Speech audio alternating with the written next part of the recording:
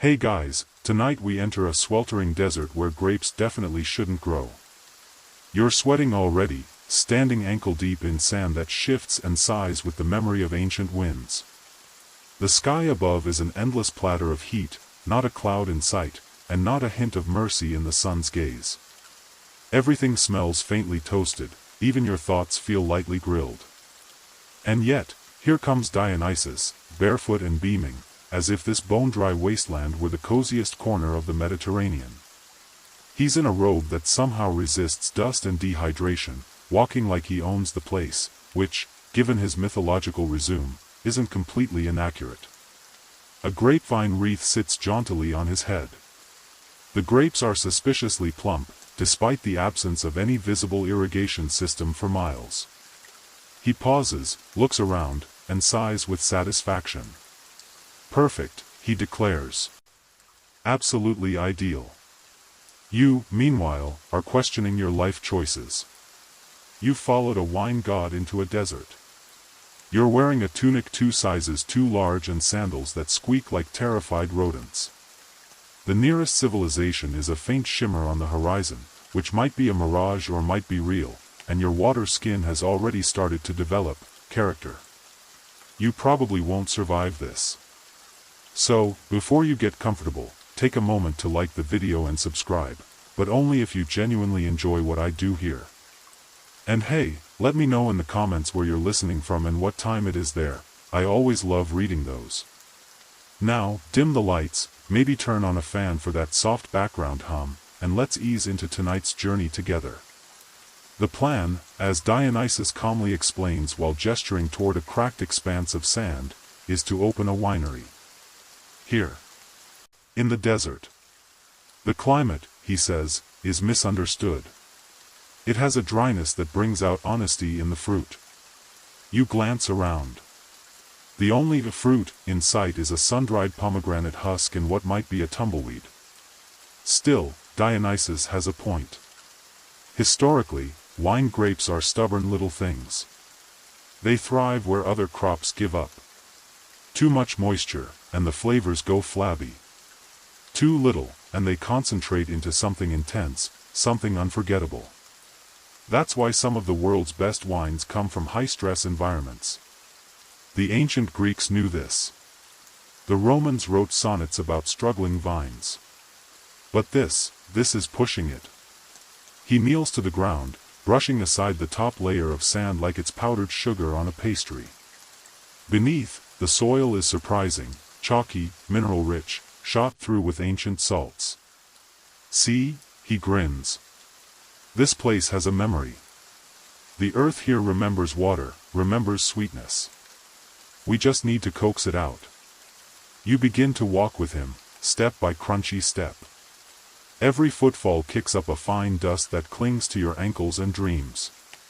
In the distance, a hawk circles lazily, probably wondering what kind of idiot starts a vineyard where cacti give up. And yet, you're intrigued. There's history here. Somewhere beneath your feet lie the remnants of old trade routes, fragments of pottery, coins dropped by Nabatean merchants, maybe even a stray amphora from a Roman caravan that lost its way. Historians still argue whether this region was ever home to experimental vineyards in the first millennium BCE. Some claim references to desert wines in obscure scrolls found near Petra. Others insist those were just poetic metaphors for dry spells and cranky camels. Dionysus doesn't care about scholarly consensus. He's already pulling out a bronze staff tipped with a tiny carving of a grape cluster. When he presses it into the ground, the staff hums, faintly, like a tuning fork tuned to a wineglass. You feel the vibration run up your toes. The air shimmers. You'll see, he says, turning to you. We're not making just any wine. This will be the first vintage of the Mirage Cellar. You don't know what that means, but it sounds expensive. And possibly slightly cursed. As you continue trudging behind him, you spot a crumbling structure half buried in a dune. It's made of limestone blocks, once neatly stacked, now leaning into each other like drunk philosophers. Dionysus approaches it with reverence. Our tasting room, he announces. It has potential. You step inside. It's barely a room, 3 walls, no roof, and a sand floor that crunches like stale crackers. But the view is something else. Through the missing 4th wall, you can see the entire stretch of the planned vineyard, a rolling sea of nothingness, golden and shimmering, waiting to be filled with vines, dreams, and probably scorpions. Dionysus sets down a leather-bound notebook and begins sketching. Vines along the northern edge. A small shrine to the spirits of fermentation. An amphitheater for midnight tastings. You don't know where the water will come from, or how you'll keep the snakes out of the fermentation vats, or why the mirage on the horizon seems to be waving at you, but you're in. The sun begins to lower, dipping toward the edge of the world like it's had a long day. The desert cools fractionally. You and Dionysus sit in the shade of the half-wall, sipping from a flask he pulled from somewhere in his robes. The wine inside is tart, slightly sandy, but weirdly compelling. You taste dates, wind, and just a hint of regret. He raises his cup. To improbable ideas, he says. And somehow, impossibly, it feels like the first toast of something beautiful. You wake up in the pre-dawn chill, buried beneath a blanket of dusty linen and one slightly confused jackal pup. Dionysus is already up, hair glinting like fire in the half-light, humming an off-key lullaby to a cluster of sprouting vines that weren't there yesterday. You squint. No, really. Vines. Glossy green leaves unfurling from the sand like they've been summoned. Don't question it, he says, waving your disbelief away with a vine-tousled hand. Grapes like a bit of drama. You trudge over, towing the ground around the shoots. The soil still looks parched and tragic, but something deep down, something stubborn, has agreed to try. You're not sure if it's the ancient aquifers or divine meddling, but either way, Dionysus grins like a parent at a particularly gifted toddler. We're ahead of schedule, he announces. Time to build the press. He leads you to a nearby rise where a pile of mismatched stones waits. Some are worn smooth, others still bear faint Nabatean inscriptions. This was once a caravanserai, he explains. They traded incense, obsidian, gossip. Left behind good bones. As you lift a limestone slab, you feel the weight of history, and possibly a scorpion, which Dionysus flicks away with a grape leaf. Wine presses in antiquity were often rudimentary, a shallow basin for stomping, a runoff groove, maybe a collection jar.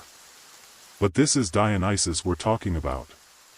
His version involves sacred geometry, pressure from moonstones, and a chant that sounds suspiciously like a sea shanty. It's not just juice, he says. It's memory extraction. As you stack the final stone, the desert around you begins to shimmer.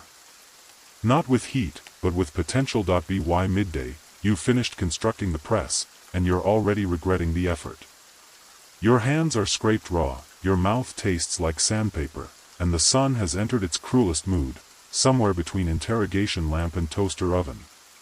Dionysus, unbothered as ever, is arranging amphorae in the shade like an art curator. Each vessel has a distinct personality. One wears painted dolphins, another a cluster of staring owls, and one is just fur-lined. For texture, he offers, as if that explains anything. You begin to wonder how wine will be produced if the grapes have barely sprouted. Dionysus, sensing your concern, pats a vine and gestures toward a large clay urn buried to its neck in the sand. Let's make a starter. Historically, desert peoples often relied on fermented date wines or barley brews, adaptations to arid landscapes. But this? This is pure grape alchemy. He opens the urn, and a heady scent wafts up, dried figs, myrrh resin, wild honey. He adds a few of the newborn grapes, a splash of that sandy wine from last night, and mutters something about mother yeasts. Historians still debate whether the ancients understood fermentation or just waited for magic. You watch as the mixture begins to bubble softly, the desert heat accelerating the process. It's alive, Dionysus whispers. And slightly tipsy. Evening returns like a sigh. The sand cools, the stars blink open one by one, and the jackal pup is now fully committed to being your assistant, which mostly involves licking amphorae and stealing raisins. Dionysus sets out the first test batch beneath the stars. Wine needs stories, he says. It needs to listen to things. Songs. Lies. Wind. So you sit beside him, recounting tales you barely remember, legends of buried cities, spicy market rumors, the time you saw a goat ride a boat. Wine has always been more than a drink. In ancient Mesopotamia, wine was sacred and political. In Egypt, it was sipped by nobles and offered to the gods. And yet, here in the desert, it feels humble again. Just grapes and thyme and a bit of madness. The night deepens. You hear strange sounds from the dunes, rustling, chattering, perhaps a lizard orchestra tuning up. Don't mind them, Dionysus yawns. Desert spirits. They like a good fermentation. He hands you a cup, and you sip. It's raw, feral, even. Not refined. But promising. You taste hints of fig and juniper, sun and wind. Dionysus leans back and says, tomorrow, we plant the trellis. Tonight, we dream of shade. You nod, already dozing off against a warm amphora. Morning comes with the scent of thyme and toasted dust. You wake to find Dionysus painting tiny faces on the amphorae. They get lonely, he explains. Gives the wine someone to talk to. You begin laying out the trellis lines. There's not a tree in sight, so Dionysus improvises with salvaged tent poles, bone fragments, and bundles of tightly braided palm fiber. In the desert, he mutters, shade is currency. Historically, desert agriculture used clever water conservation, sunken beds, windbreaks, ceramic ollas buried near roots. Dionysus seems aware of these, but prefers whispers in the soil and ritual sprinkles of pomegranate juice. The vines climb quickly, too quickly. One wraps around your ankle like a clingy toddler. You scold it gently. Dionysus applauds. Healthy attachment. As the day bakes on, you begin to notice something odd. Birds start visiting the vines, bright desert finches, a curious falcon, and one extremely lost seagull. The word's out, Dionysus grins. First vintages coming. You spend the rest of the day weaving shade cloth from goat hair and muttering threats at overly ambitious tendrils. Somehow, this is your life now. Tonight, the desert sings. You sit near the vines, listening to the wind whistle through their leaves. The grapes, impossibly, are beginning to swell. Dionysus hosts a small gathering, just you, the jackal pup, a wandering flute player who may or may not be a mirage, and a camel with opinions. Every winery needs a soft launch, he says, pouring samples of the bubbling starter into tiny carved cups. The wine tastes different now, more settled, more confident. Still unpredictable, like a teenager in a toga, but it's getting there. Wine is memory, Dionysus says, staring into his cup. It remembers the soil. The stories. The hands that plucked the fruit. You think of all the forgotten vineyards in history. The Phoenician cellars swallowed by earthquakes. The wines of ancient Carthage, now dust. Historians still argue whether some Roman vintages were truly as legendary as their poets claimed or just cleverly marketed. Around you, the desert hums. The stars drip across the sky like spilled salt. You sip again, and this time you taste something new, something bittersweet, like nostalgia for a future you haven't lived yet. The jackal howls softly, and Dionysus clinks his cup against yours. To ghosts, he says that you've become a morning person. Or rather, the desert makes that decision for you. The sun doesn't rise so much as erupt, blazing into the sky like it's been waiting all night for an entrance queue. Today is pruning day. The vines have grown wild, trailing over rocks, invading amphorae, wrapping around your ankles mid-sentence. Dionysus hands you a curved blade made from what appears to be glass and lightning. Only cut what needs cutting, he warns. not what's inconvenient. You get philosophical with your snips. One vine seems to fight back, its leaves rustling in protest. You apologize, and Dionysus nods approvingly. In ancient viticulture, pruning was as much art as science. Some cultures believed vines had moods, and pruning too early could offend the spirit of the plant. Historians still debate whether Greek pruning songs were literal or metaphorical, but here, Dionysus hums as he trims, and the vines seem to sway in rhythm. You pause to drink from a clay jug, then immediately regret it. It's the experimental batch. You taste pepper, regret, and something that might be fermented beetle. Dionysus just laughs and says, "We bottle the weird ones." You never know. You stare at the desert horizon and wonder what exactly you've gotten yourself into. You're introduced to the wine guardian today. She arrives on a camel draped in woven silks, her eyes lined with kohl, her voice like sand over bronze. Dionysus greets her with a grape cluster dipped in honey. "This is Thalitha," he says. She oversees the spirit of the cellar. You glance at the modest pile of amphorae and half-buried jugs and nod politely. Thalitha wastes no time. She taps each vessel, listening intently. One she dismisses with a frown. Another she praises with a small song that makes the wine inside fizz joyfully. "Wine," she says, "is not stored. It is shepherded." Historically, wine guardians did exist, sometimes priestesses, sometimes enslaved experts, sometimes just folks with excellent noses. In Babylon, temple wines were monitored by women of high status. In Crete, frescoes show elaborately dressed figures pouring wine with ceremonial flair. Historians still argue whether these roles were religious, technical, or both.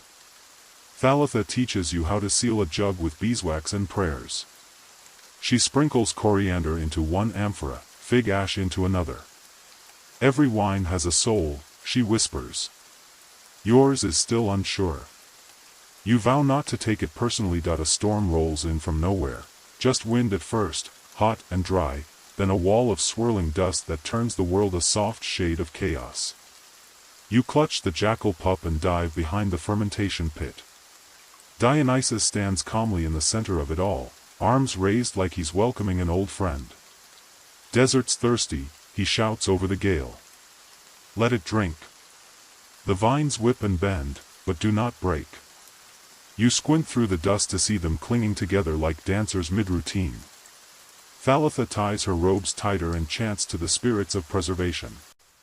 You join in awkwardly, mostly humming. When the storm passes, everything smells different, earthier, deeper, like the desert has taken a bath. You go to check the wine.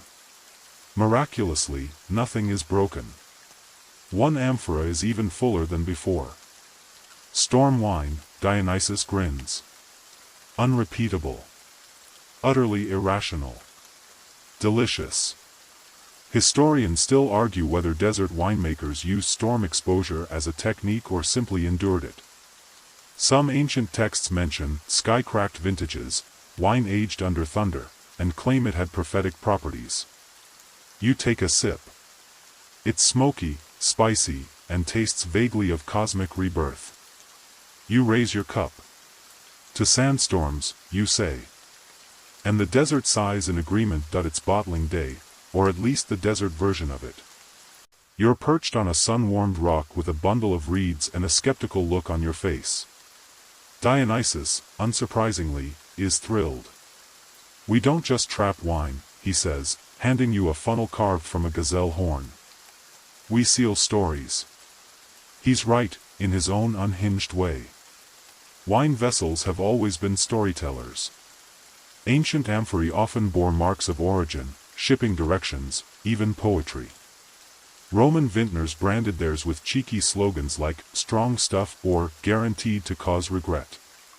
You pour carefully, letting the storm wine slip into its clay cradle. The scent is still wild, sweet and strange, like burnt honey and distant thunder. Beside you, Thalitha recites a list of the year's omens to each bottle. One receives a sprig of mint. Another gets a warning, don't trust it during eclipses. Wine can lie, she mutters. Especially the charming ones. You cork the last amphora with a lump of tree sap and twist of palm fiber. Dionysus paints a symbol on its side, something between a spiral and a laugh. This one, he says, is for when you need to forget your name. You don't ask what that means. You just nod, dusty and dazed, and move on to the next. With the first batch bottled, Dionysus decides it's time to test the market. You assume this means a stroll to a nearby oasis town. Instead, he unrolls a massive tapestry like a picnic blanket and begins arranging jars, grapes, and one suspiciously glittery jackal skull. You're apparently open for business. People arrive in 2s and 3s, travelers, spice merchants, wandering mystics. They sit cross-legged on the sand, drawn more by the theatrics than the promise of actual wine. Dionysus greets them all with riddles and raisins. Welcome, he says, to the driest winery in the world. The tasting begins. Some sip politely. One man bursts into tears. A woman clutches her cup and starts reciting an old poem about rivers that never existed. Storm wine, Dionysus shrugs. It's like licking thunder. Historically, wine in arid regions was precious, both a luxury and a gamble.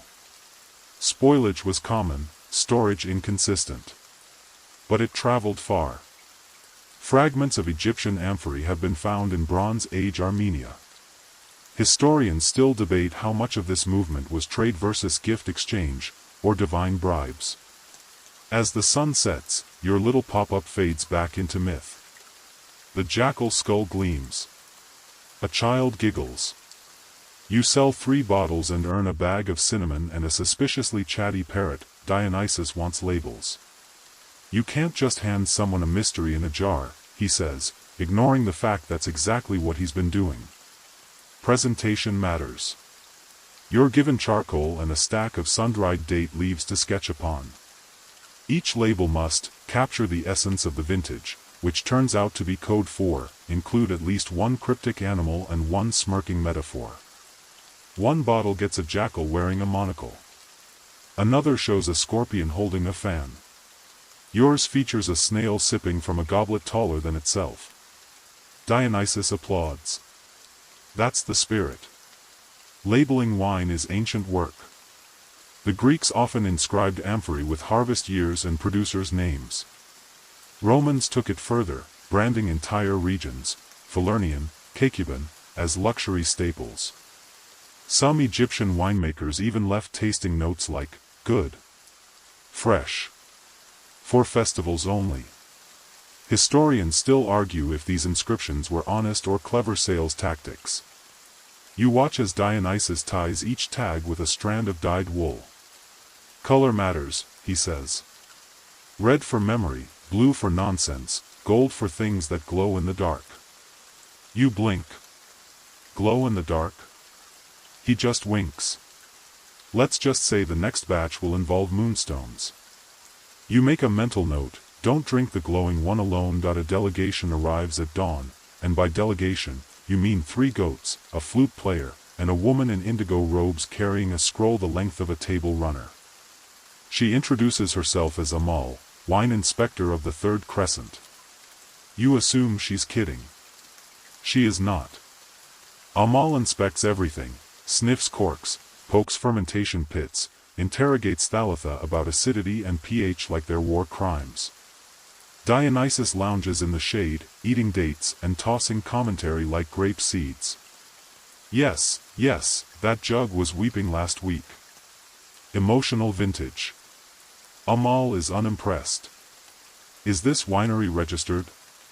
Spiritually, Dionysus offers. In antiquity, wine production was often regulated. In Babylon, receipts and rations were tracked on cuneiform tablets. In Egypt, vineyards were taxed and catalogued. Even in the Greco-Roman world, some vintners branded barrels to avoid accusations of watering down.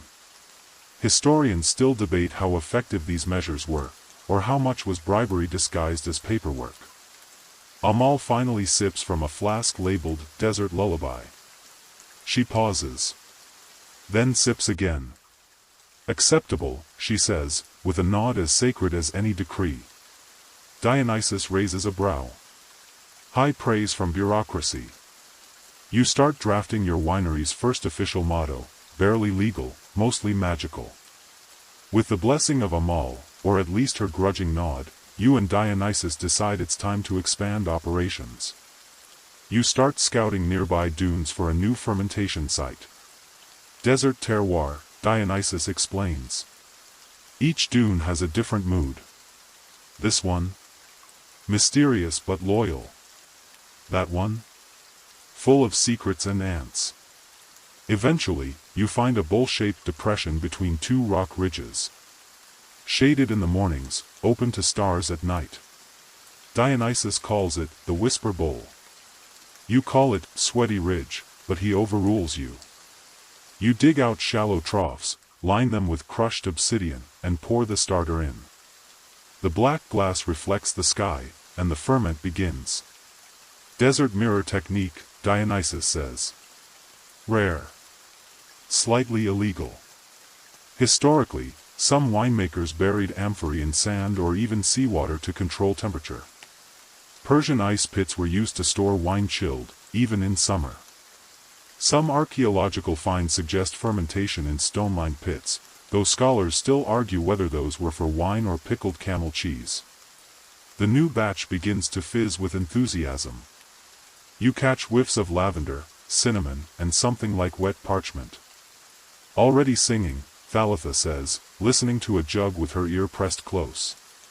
You smile. It's a weird life, but it's starting to make a strange kind of sense. The vines are flowering again. This time, the blooms are streaked with deep violet and smell faintly of pepper and old libraries. Dionysus is giddy. Spiced vintage incoming, he chirps, gathering petals in a basket lined with linen and gossip. You spend the morning pollinating by hand, brushing flower to flower with the soft end of a peacock feather Dionysus claims belonged to a jealous demigod. You don't ask. Ancient vineyard workers often pollinated manually when needed, especially in regions with unreliable wind or bees. Some used sheep to graze between rows and stimulate flowering. Others played flute music to the vines, believing it stirred the sap. Historians still argue whether vine singing improved harvests or just passed the time. Your fingertips are sticky with pollen. A nearby amphora burps contentedly. Dionysus dances in slow circles, trailing vines behind him like a wedding veil. Thalitha calls you over. Taste this, she says, holding out a spoon of sap from one early bunch.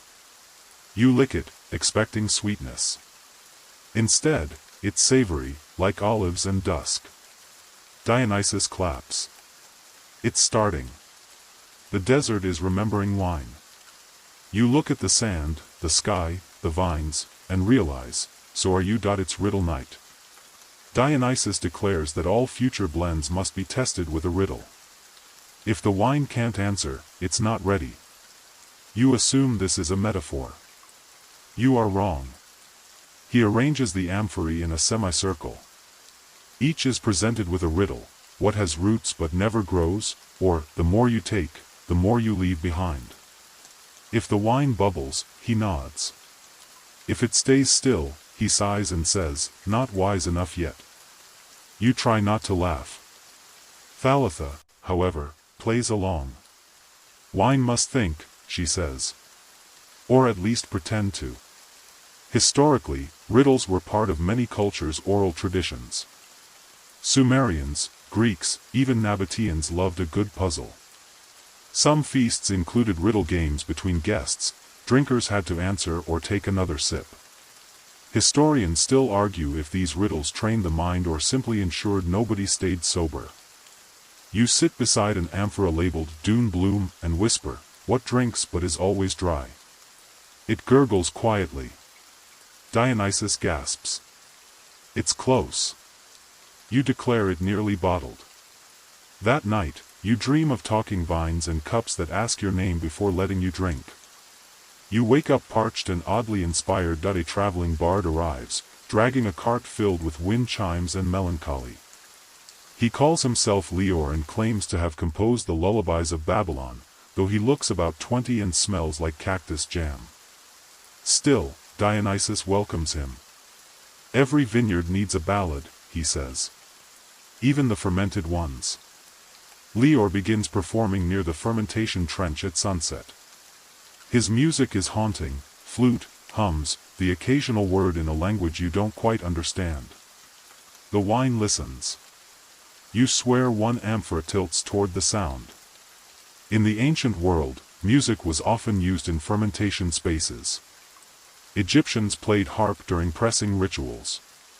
Greek symposiums opened with odes to Dionysus himself. Some winemakers even believed certain chords helped calm the must. Historians still debate whether this had measurable effects or simply made drunk poets feel special. Leor ends the night with a song about a lost vineyard beneath the stars, buried by shifting dunes but still fermenting underground. The wine there, he whispers, makes you dream of people you've never met. Dionysus weeps a little. You hand him a date. He eats it solemnly. Hire him, he says. He's the cellar bard now. Dionysus invents a new wine classification system overnight. We need categories, he says, wildly sketching spirals in the sand. Not dry or sweet, no, no. Emotional states.